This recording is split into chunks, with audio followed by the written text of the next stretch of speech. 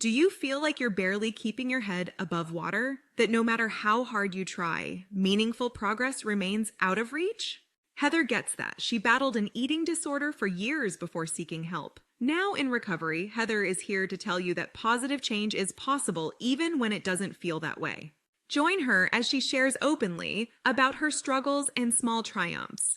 Fair warning though, Heather doesn't hold back. Her candid story may trigger some. But for those wanting honesty, hope, and healing, this is 1% Better with Heather.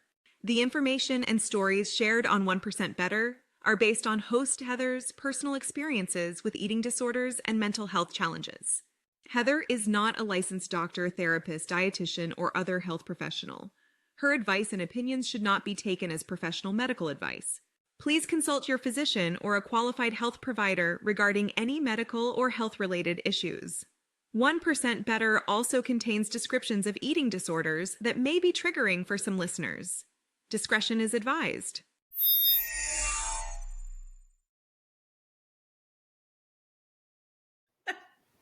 Hey there, my little gaffers, and welcome to the 1% Better podcast. I am your host, Heather, and in the studio today, well, sort of in the studio, it's like you're here, is my friend Tracy. Hello, Tracy. Hi, Heather. So excited to be here today. Thank you. Thank you for being here. So let's just jump right in, and I'll get you to introduce yourself to the people. Yeah. All right. Well, I'm Tracy Desjardins. I'm located all the way on the East Coast in Maryland in the USA. I'm so far on the East Coast, you can't even see me on the map. I'm originally from Western Pennsylvania, and I am 54 years old. I work as a holistic health coach for women. I coach a root problem that I fought most of my life. I've got a huge story around my challenge that's now the healing work that I do. I've got 2 grown kids, 2 small wiener dogs, and life is good. And I'm super happy to be here. Well, I can't thank you enough because I have researched you, so I know your story, but if you don't mind sharing, let's get into that. Sure. Well, I'm going to start.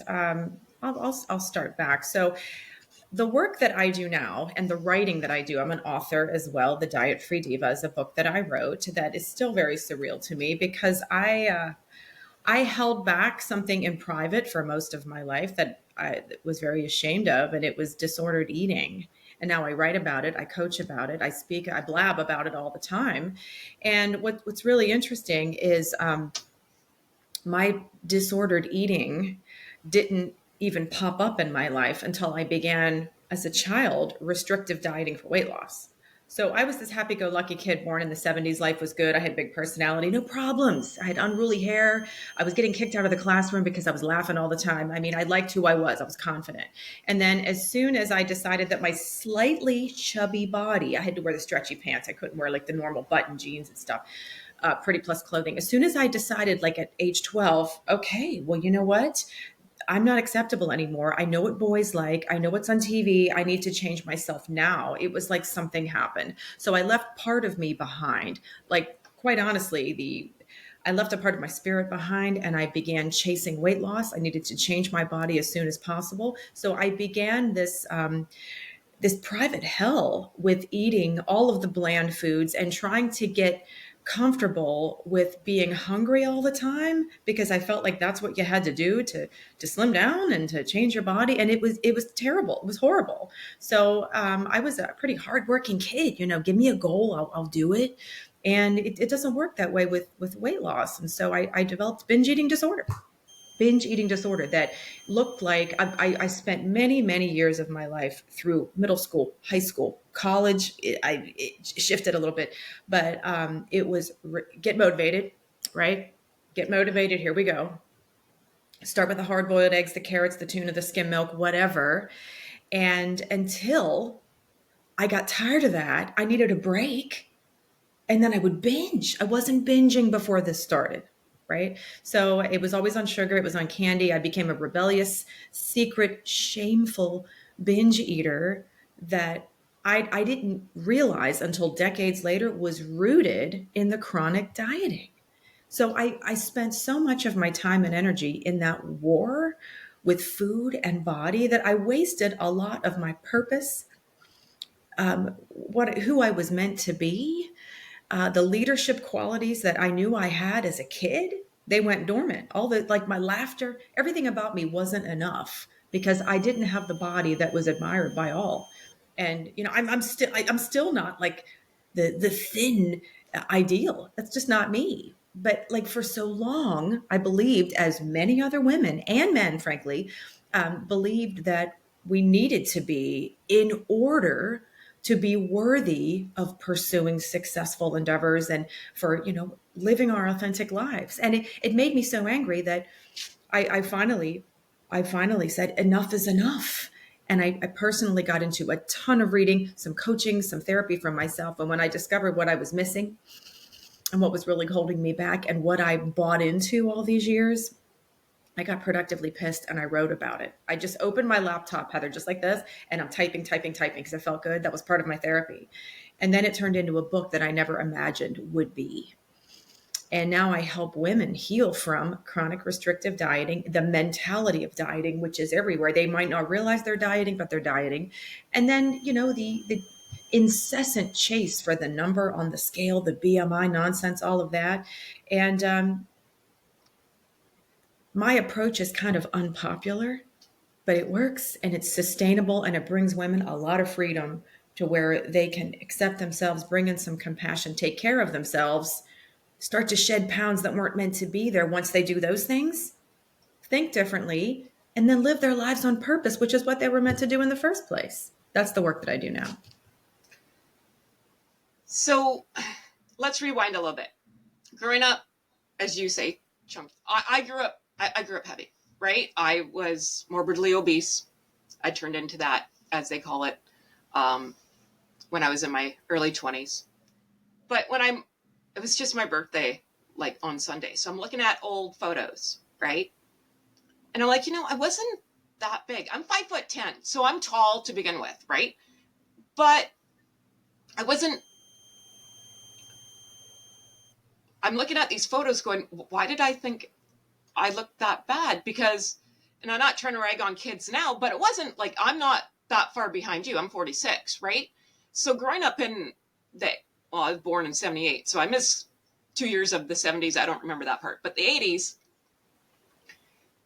there wasn't a lot of fast food around, right? And if you went to McDonald's, it was a treat. Uh-huh. And if you look now, I've seen children that are heavy. And I was like, oh. But looking back, to me, I was like, yeah, okay, I'm bigger than everyone else, but I'm also 5'10". What do you want from me? Yeah. Yeah. And it's funny, especially like when you say 12 years old, that's when we're hitting puberty. So of course our body's going insane. Yeah. Right. Yeah. And everyone's developing at a different time and whatever else. And that is where when I talk to everybody, that's it. Like, that's the button that is clicked for everyone that I've found so far that I've talked to. Same here. And it's so sad, right? Like looking back, I'm like looking back at old photos. I don't know about you, but I cry and I'm like, I wish I had someone like me on my team who I am now. Yeah. Yeah. Because that wasn't me. I stuttered.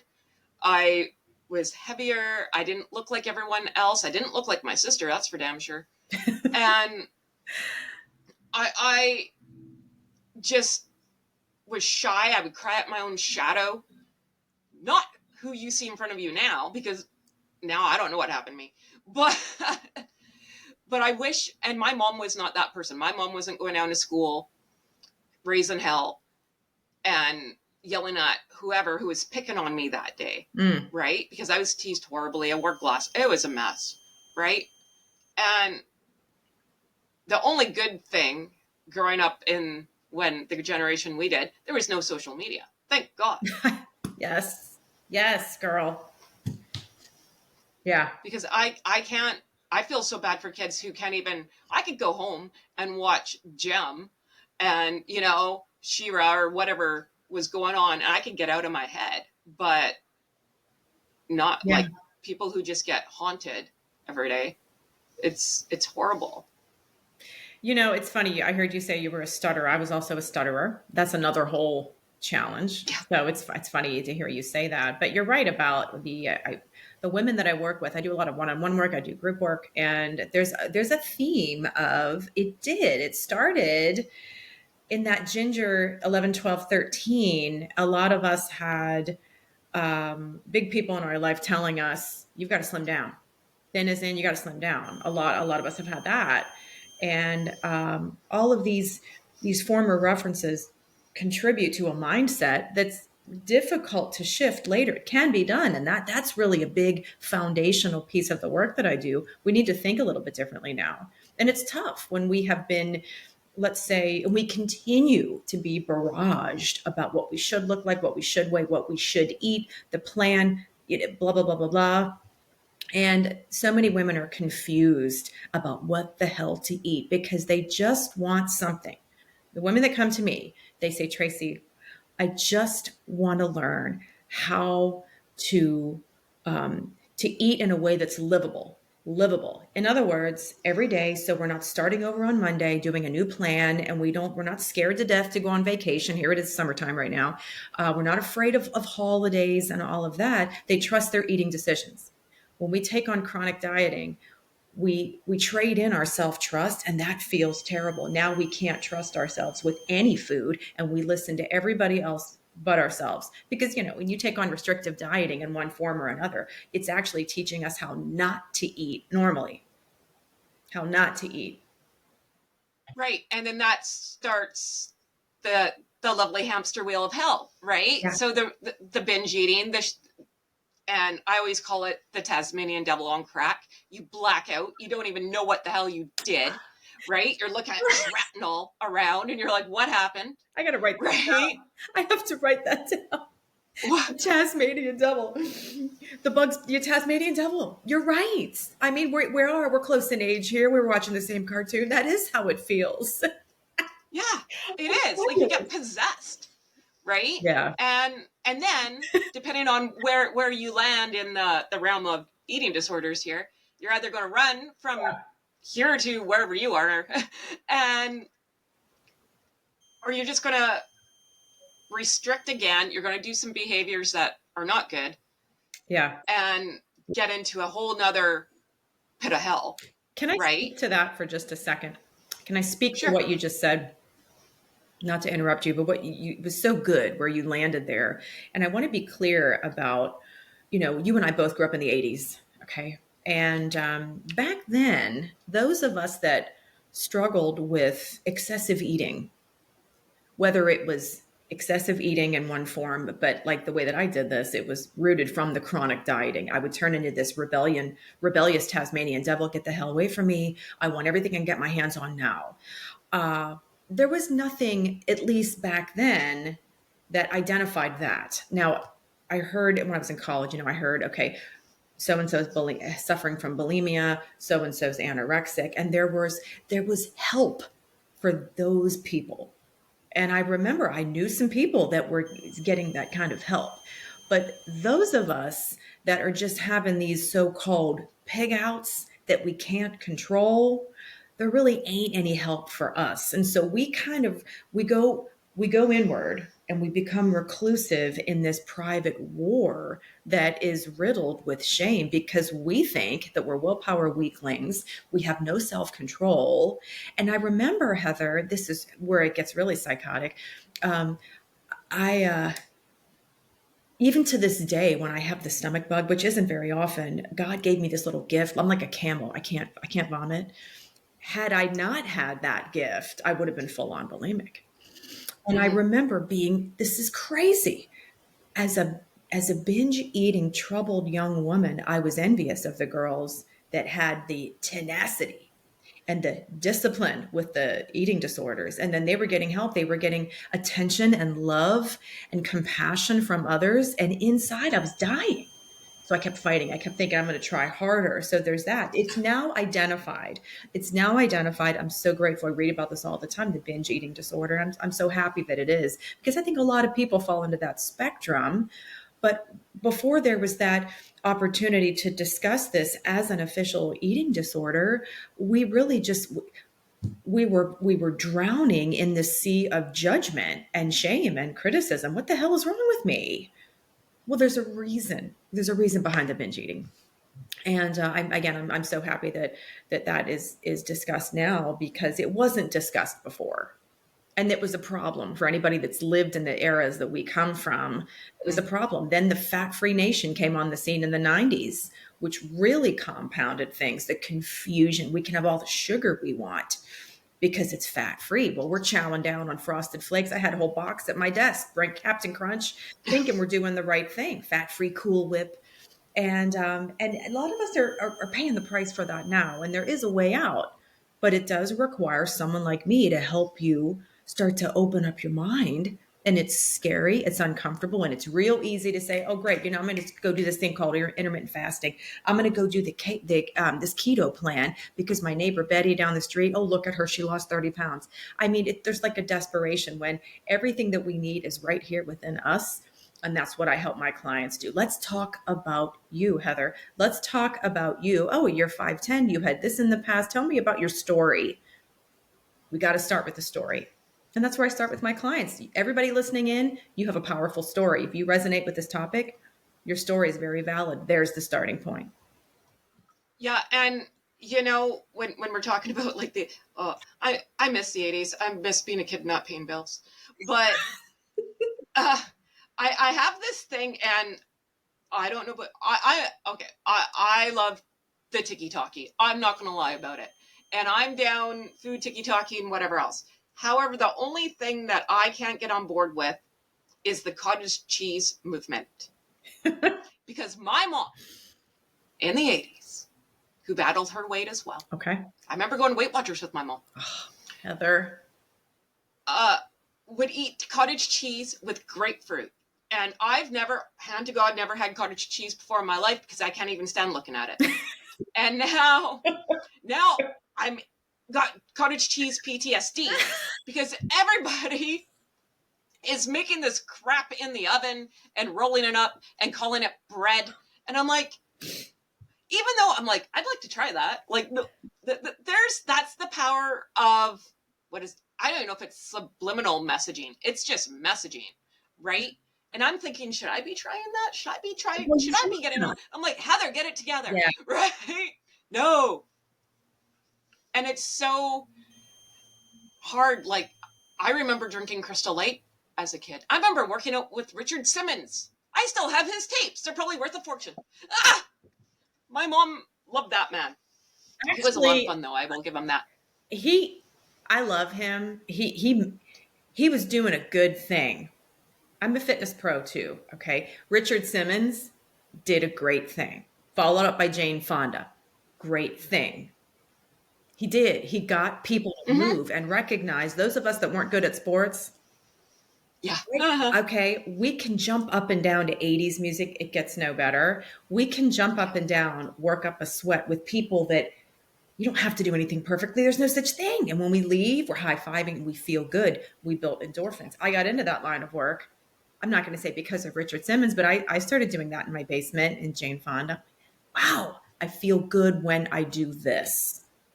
So there's something to be said about that. But the cottage cheese and the grapefruit and all of that, I was stigmatized with yogurt. When you say cottage cheese, PTSD, for me it was yogurt. Oh man. Yeah. That's too bad because yogurt's yummy.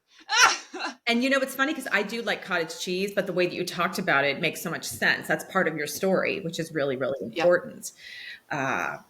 I have canned tuna and hard-boiled egg combo PTSD because that's what. Oh God. And this, wash it down with a Diet Coke. Yeah. So, and you know what else? We started to talk about exercise a bit. Something else that came onto the scene that became a problem is I learned that I could use exercise to compensate for my binging. And it did this little sneaky thing in my 20s where it helped me control my weight.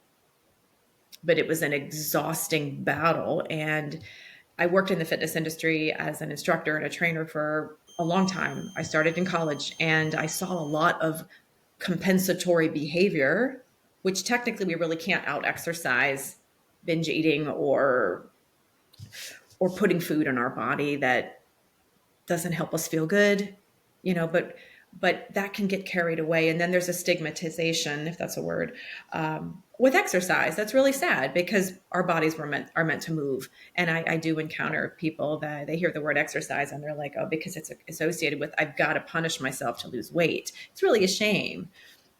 So that's another realm of the work that I do to kind of like reinvent this concept of, well, how do you like to move?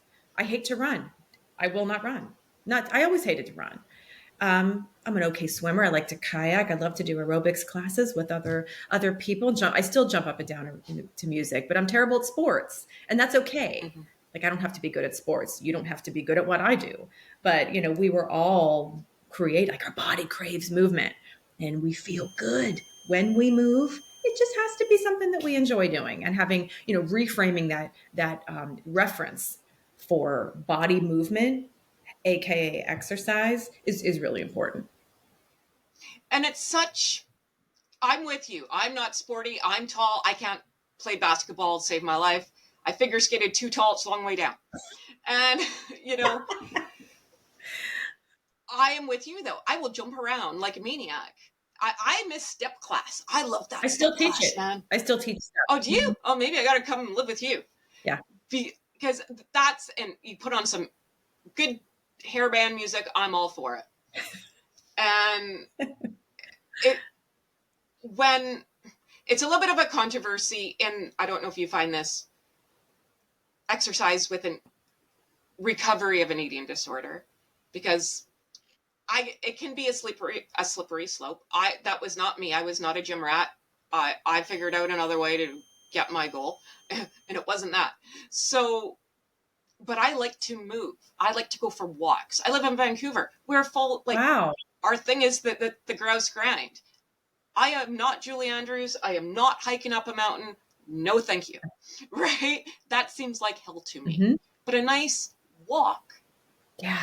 Seems all right. Yeah. I love that. I mean, you and I just shared some similarities and some differences about how we move. And, if nothing else, the basics, walking is one of the best. It's weight bearing. We were made to walk, and it's fantastic. There's nothing like getting outside to clear your mind and to benefit, your bones get stronger. There's so much goodness there. And I just think there needs to be more conversations around like what makes sense.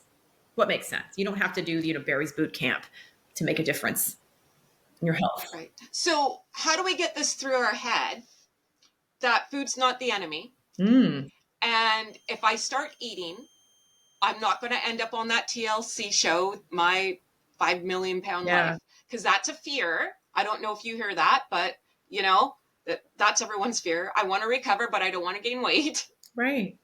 Which does not work. So how do we get our minds around that? Well, little disclaimer here. I am not an expert in eating disorders. I don't work clinically. I don't have that skill set. I don't have that education. So I speak from a reference of someone who lived for 3+ decades with binge eating disorder, wrestled with it on my own, got some help for that. And I've been on this journey now for a while, and I understand that. So I speak to this from that reference. I'm kind of like the girl. You and I are hanging out in the backyard having a conversation about this. I'm going to share with you what helped me and I'm going to say it's my viewpoint on what can help others. And it's just something to consider. So in terms of can you specifically give me your question again? What was the exact question that you asked me? Do you remember? How do we get in our heads that we're going to be able to stop eating, I guess would be, because it's right. It's if we push go, it's not going to stop. Right. So someone with like compulsive eating, or me with binge eating, what helped me get out of the binge pattern, let's kind of go there because I think that will answer your question, is this little thing called self-awareness. I'll speak for myself here. When I decided I was going to binge, it's almost like you turn the lights off on yourself Everything goes dark. You're the Tasmanian devil. You're doing anything but connecting with yourself. There's the action of eating there is different. There's a rebellion behind it. There's a relief factor. There is, for me, I always felt, it felt good like I was rebelling. Nobody can tell me what to do and nobody can judge me right now. I was always alone. So part of how I worked out of that is I knew how to eat healthy. Okay. And I knew that there were foods that I enjoyed that were healthy. I started to pay attention to my hunger levels. Was it time for lunch? Like I'm sitting here talking to you and it's time for lunch. I'm starting to get hungry.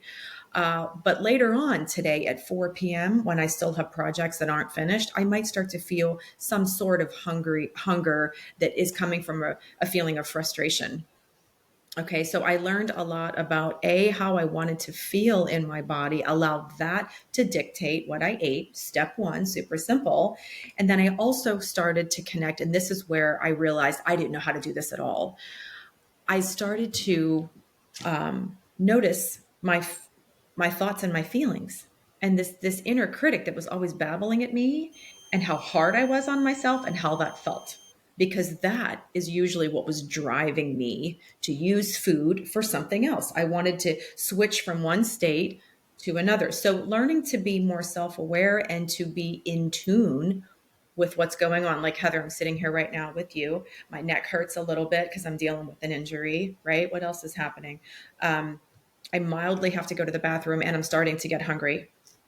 I never knew how to do all of that before. It was like I was checked out and kind of like pushing for some sort of endpoint result. And a lot of us that grew up 70s, 80s, and even earlier than that, never learned how to do a check-in, a personal check-in with feelings and thoughts and needs. That right there, that trifecta of checking in is what helps a lot of my clients to connect with their so-called appetite and to move out of the realm of using food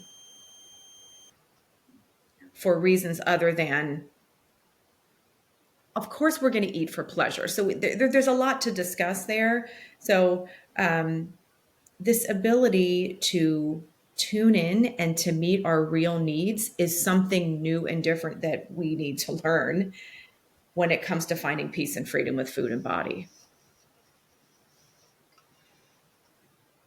So let's talk about your book then. So in your book, what do we get all in it? Love it. Okay. It's a great time to talk about this. So in my book, I share 5 steps to freedom with food, body, and self on your trusted and sustainable terms. In other words, no more restrictive diets, how to find a relationship with food, find a pathway of eating that is livable and doable every day so we're not starting over in misery on Monday.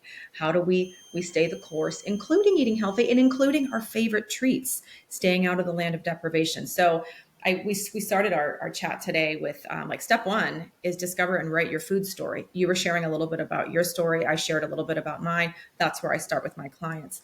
Step 2 has a lot to do with who are you and what are your values. Let's talk about you and what's important to you. In other words, we have to connect with who we are and what's really, really important to us with regards to the decisions that we make in our lives, not just with food, but everything else. And when we're fighting with food and body, we're anything but checked into who we really are and what our values are. Step 3, we talk about that thing I just mentioned before, being able to attune to your real needs by checking in with thoughts and feelings. And we do a lot of mindset work in step 3. I talk about this thing called doing a personal inquiry. We can do it anytime, anywhere. I discuss that in the book. Notice we haven't talked about food yet. Not at all.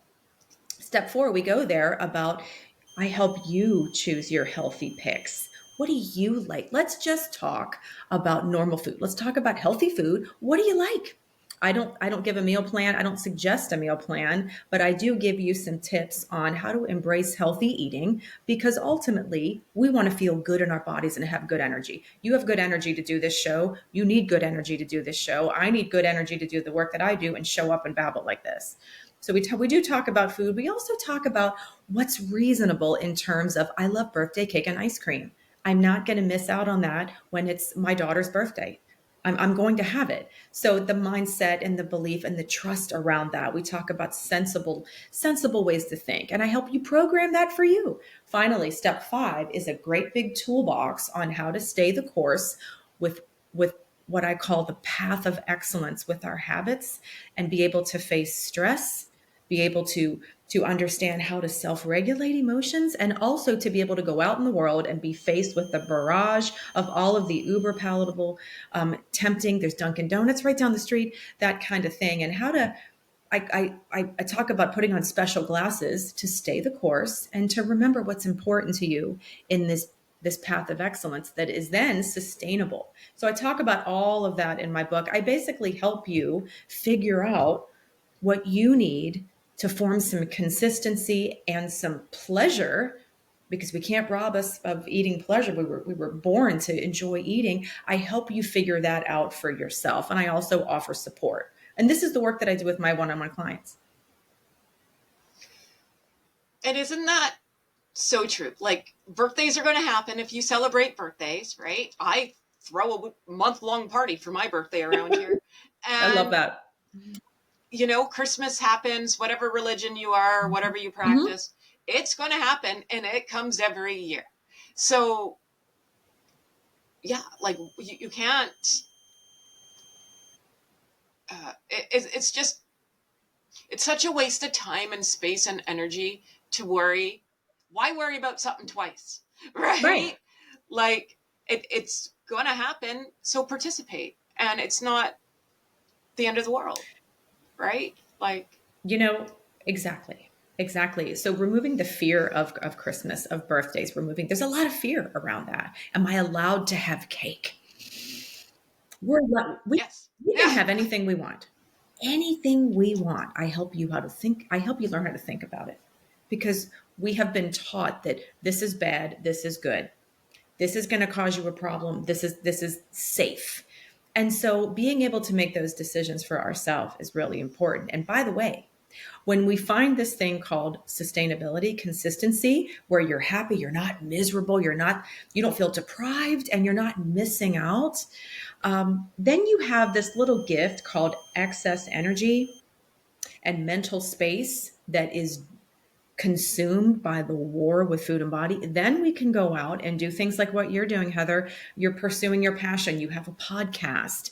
I'm pursuing my passion of writing. I hope to start a podcast in the next couple of years. I'd love to do that. So I help my clients to find that extra energy. Like, let's get on a pathway that's working. It's a one day at a time. Now it's time to live your life on purpose. That's what I mean by diva. Diet Free Diva. You're a diva. I'm a diva. We're stepping into a purposeful life that feels fulfilling. We all are worthy of living a fulfilled life. I believe we were all born to do something very well. We all have gifts and talents, and we were meant to put those to good use that I believe helps somebody else or a lot of other people. And we can't do that when we're fighting with food and body. So my book is an attempt to help women figure it out, so they can then take everything off of the back burner that is back there until they figure out how to fix their eating problem, lose the weight, or whatever. It's time to get on with our lives and trust ourselves, trust our instincts with food. You have to feel to heal. Yes. Oh, I love that. And this is what I learned. The rainbow always moves. You will never touch it. And the number on the scale will never be enough. And this is coming from someone who almost died. So, Heather. Yeah. That's what I know, right? So I've lived it. I know. I don't weigh myself. I don't get on the scale because I have scale trauma. Because I was never what I was supposed to be. I'm not built. I'm 5'4". I'm a little tiny person, but I'm strong. So that BMI, it's like a disaster. By the way, anybody listening in, I went to the doctor for my annual physical a couple months ago. I've done this twice. I did this at my female doctor as well. I'm going to skip the scale. Thanks. They won't give you a hard time. Okay, ma'am, could you estimate your weight? Sure. We moved on with blood pressure and other things, but I was happy. I had my boxing gloves on. Okay.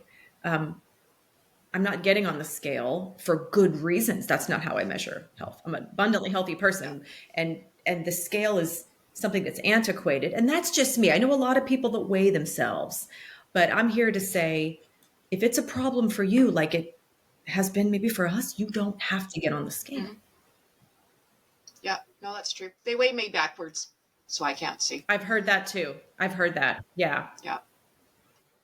But yeah, no, and it's so I'm so glad to have met you. Like this book, like you're such an amazing guide. I always say go find the guides, find the people who've lived through the shit, right? And come out the other side. Because I always say we're all in the water. We all want to get to the island. A couple of us make it out, and all you have to do is grab someone's hand. Someone's there to help you, and you're not alone. Yeah. Yeah. You're not alone. And isn't that a horrible feeling? Feeling like you're the only one in the water drowning, and you're not. It is, and it can feel that way when we're obsessing and battling over food and body. And to know that somebody else, you know what I hear a lot of? I get emails, I get private messages.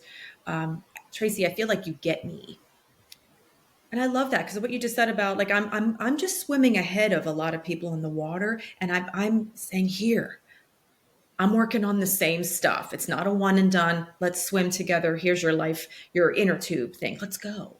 You're right. I love how you shared that. And that's really, we're kind of linking arms saying, let's do our best. Let's move forward. Let's banish this perfectionism. Let's just keep trying our best. And there's never that pot of gold at the end. It's the journey that is the gold. It's the journey that's the gold. Yep. Yep. And it's so true. It's so true. And there is an out, and I'm so glad that you found it and want to help. Like, that's why I do this. Yeah. That's why I talk. Right. And oh man, like I can't thank you enough for that. That is amazing. Amazing. So where can we find you? All over the socials, because we're going to be best friends now. Oh yeah. Yeah, actually, I'm not on all the socials. I'm not on TikTok. I'm on Facebook, Instagram, and LinkedIn. Diet Free Divas is my Facebook group. So my book can be found on my website, theholisticdivas.com. And Heather, I think it's in your show notes. And on my website, right there on the first page, is the link to go and purchase my book. There's also a link. I've got a bunch of free resources. I have the Diet Free Diva Blueprint course is launching in September. Next week, I'm launching my self-nourishment mini course that I'm super proud of, and lots of juicy stuff on my website. And there's also a link where you can actually book a call. Everybody that reads my book gets to book a call with me for free, so I can hear your story. So I listen to stories all the time, and then we can kind of share. We see if we connect, right? And then I share with people that my coaching offerings, but that story. Even if people don't sign up to work with me, I'm holding space for them. There's a little seed of inspiration. A lot of them come back and contact me later, but that story is where the power is. And I love holding space to hear other people's stories, because that's the first step in this healing with food and body. I just adore you. I want you to come back, because I have so many more questions. I could talk to you for we hours. can do this again. I love your butterflies. You're so much fun. I'm never going to forget Tasmanian Devil. I'm going to use that moving forward. I might write about that because it's so good. Okay. All right. Well, thank you so much. Thank you, Tracy. Heather, this thank was you. a blast. I'm so honored to be on the 1%. Thank you. That's all for this episode of 1% Better. To continue the conversation, head over to our website at www.1percentbetter.ca, where you can access more stories and resources. We'd also love it if you subscribed and left us a review on your favorite podcast platform. And remember, friends, progress takes patience, perspective, and sometimes a little help from people who get it. So be kind to yourself and others as we work to get 1% better every day. We'll see you back here next week.